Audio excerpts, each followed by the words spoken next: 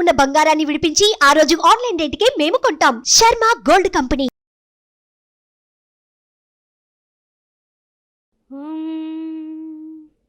ఆదిత్యాయ సోమాయ మంగళాయ బుధాయ చ గురు శుక్ర శనిభ్యచ్చ రాహవే కేతవే నమః.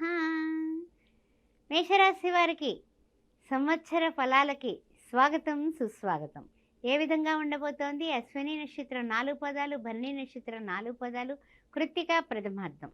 ఆదాయం చూస్తే 8, అదేవిధంగా వ్యయం చూస్తే 14, ఆ తర్వాత పూజ్యం చూస్తే రాజపూజ్యం చూస్తే 4, అవమానం చూస్తే 3. అందువలన మేషరాశి వారికి ఆదాయం కన్నా కొంచెము ఖర్చులు ఎక్కువగా కనిపిస్తున్నాయి.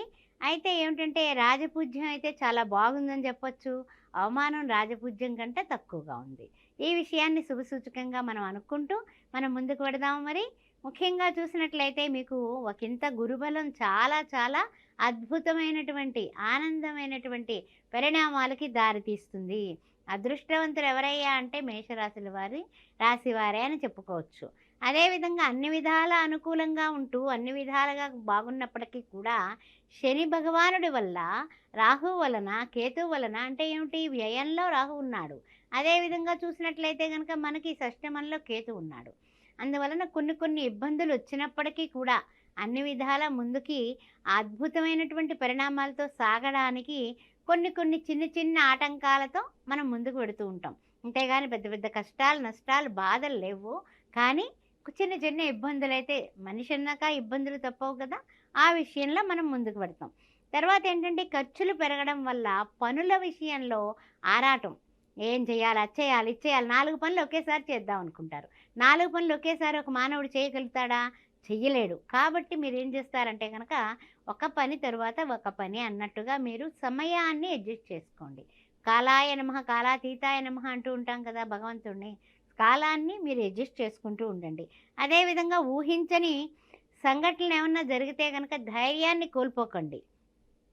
మనం ఊహించినవి జరిగితే భగవంతుడా అనడానికి మనం ఎప్పుడు కూడా ఆలోచించకుండా భగవంతుడా అనం.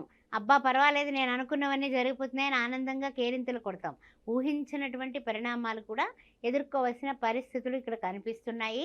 అలాని కంగారు పడాల్సిన అవసరం లేదు, కానీ కొంచెం జాగ్రత్తగా ఉండండి. తర్వాత ఏంటంటే కనుక ఆర్థిక సమస్యలు కానీ, భార్యాభర్తల మధ్య చిన్న సోదర వర్గం వాళ్ళతో కానీ చిన్న ఏమైనా సరే పొరపచ్చాలు వచ్చేటటువంటి అవకాశాలు కనిపిస్తున్నాయి. అందుకని ఆ విషయాల్లో కొంచెం జాగ్రత్తగా ఉండండి. అదేవిధంగా కొంచెం మాట పట్టింపులు, తర్వాత మీకు చికాకులు ఎక్కువైపోతాయి, కోపాలు వచ్చేస్తూ ఉంటాయి. ఆ కోపాల వల్ల ఏమవుతుంది అంటే కనుక భార్యాభర్తల మధ్య పరస్పర కొంచెం ఇబ్బందులు వచ్చేటటువంటి అవకాశం ఉంది. మనవాళ్లే కదా అని సర్దుకుపోయే మనస్తత్వాన్ని, ఇంకొంచెం ప్రేమని, ఆత్మీయత భావాల్ని పెంచుకోవడం అనేది చెప్పదగిన సూచన. అదేవిధంగా చూసినట్లయితే మనకి జూన్ నెలకొస్తులోకి గ్రహ సంచారంలో కొంచెం మార్పులు, అదేవిధంగా అనుకూలం అని చెప్పాలి. జూన్ నెలకొస్తులోకి కాస్త అనుకూలమైనటువంటి పరిస్థితులు బాగున్నాయి. అన్నీ కూడా ఏంటంటే కనుక ఉల్టా పుల్టా అంటూ ఉంటాం కదా, అలాగే తారుమారైపోతాయి. అందువలన జూన్ నుంచి మళ్ళీ బాగుంటుంది.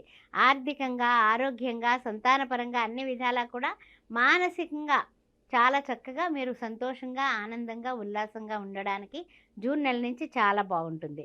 అదేవిధంగా కొన్ని విషయాల్లో, స్త్రీల విషయంలో ముఖ్యంగానండి, కొన్ని మాట ముచ్చట విషయంలో కానీ, ఏవైనా సరే విషయాలు మాట్లాడేటప్పుడు కానీ, ఆడవాళ్ళతో మాట్లాడేటప్పుడు చాలా జాగ్రత్తగా ఉండండి. ఎందుకంటే మనము మంచిగా మాట్లాడినా సరే ఆ మాటలో వ్యతిరేకత భావాన్ని వాళ్ళు తీసుకుని మన మీద కోట్లాడేటటువంటి పరిస్థితులు కనపడుతున్నాయి.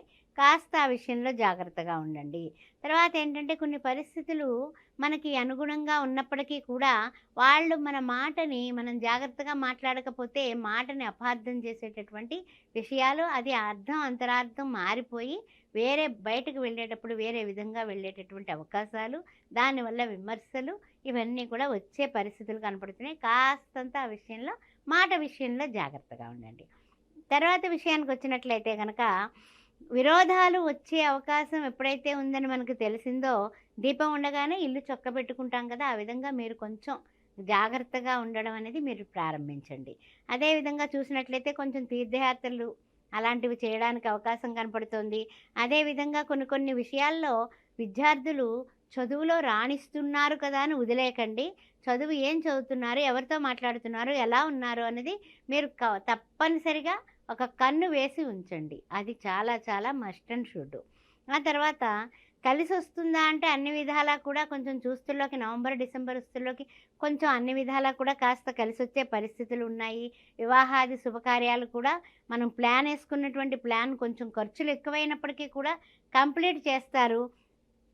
అభివృద్ధి అయితే కనుక ఆదాయ అభివృద్ధి వ్యయానికి సరిపడా ఉండడం వలన మీరు కొంచెం ప్రశాంతంగానే ఉండొచ్చు.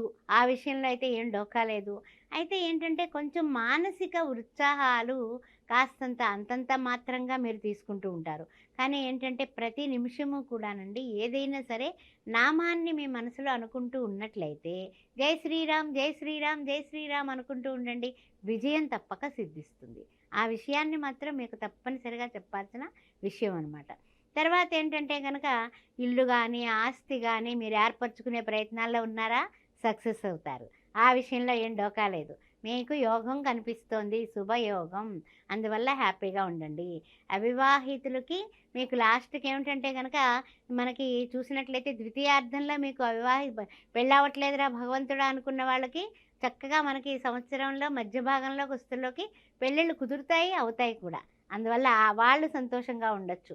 వ్యవసాయదారులు 2 పంటలు పండిస్తారు, చక్కగా ఫలిస్తాయి.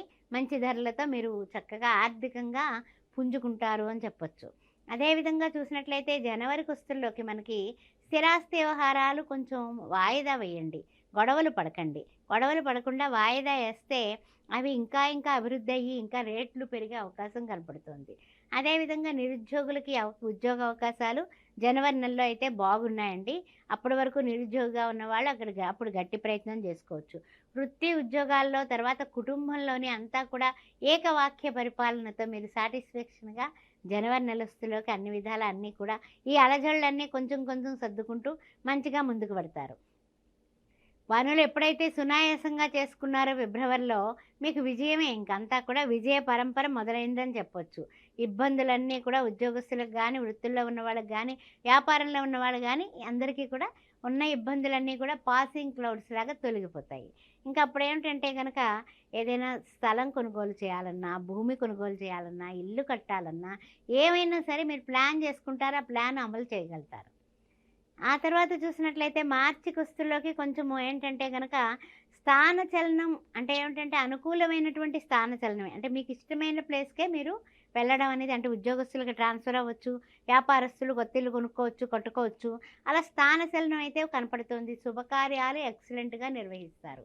ఒక ప్రణాళికాబద్ధంగా శుభకార్యాలు నిర్వహించుకుంటారు. ఇంటా బయట మీకు గౌరవం పెరుగుతుంది. ఇంకంతకన్నా ఏం కావాలండి. అందువల్ల ఈ సంవత్సరానికి చూసుకున్నట్లయితే కనుక మనకు అన్ని విధాలా కూడా శ్రేయోదాయకంగానే ఉంటుంది. విదేశీ ప్రయాణాలకి ఎవరైతే ప్రయత్నం చేస్తున్నారో వాళ్ళకి సక్సెస్ ఉంది. అందువల్ల విదేశీ ప్రయాణాలకి ఏ విధమైనటువంటి లోటు లేదు. ఆ విషయం గుర్తుపెట్టుకోండి. తర్వాత ఇంకొక ముఖ్యమైనటువంటి విషయం ఏంటంటే ఏదైనా సరే ఇల్లు కానీ ఆస్తి కానీ ఏర్పాటు చేసుకోవడం ఖాయం. అందువల్ల ఈ యొక్క అశ్విని భరణి కృత్తిక అందరికీ కూడా శుభకరంగా ఉంటుంది. సరే, మనం చేసుకోవాల్సింది ఏమిటంటే కనుక ఈ సంవత్సరం అంతా కూడా జై శ్రీరామ్, జై శ్రీరామ్, జై శ్రీరామ్ అనుకోవడం, దుర్గార్చన, దుర్గాదేవిని పూజించడం, అర్చించడం, దత్తాత్రేయ చరిత్ర పారాయణ చేసుకుంటే చాలండి. అంతకన్నా ఏముంది. వీలైనంత వరకు కూడా శుక్రవారం పూట కానీ మంగళవారం పూట కానీ ఎవరికైనా సరే పేదవాళ్ళకి భోజనం దానం చేయండి. అదేవిధంగా గురువారం నాడు లడ్డూలు పంచండి. చాలు, 2 చేయండి. అన్నదానం చేస్తూ ఉండండి, లడ్డూలు పంచుతూ ఉండండి. ఓం శ్రీ మాత్రే నమః.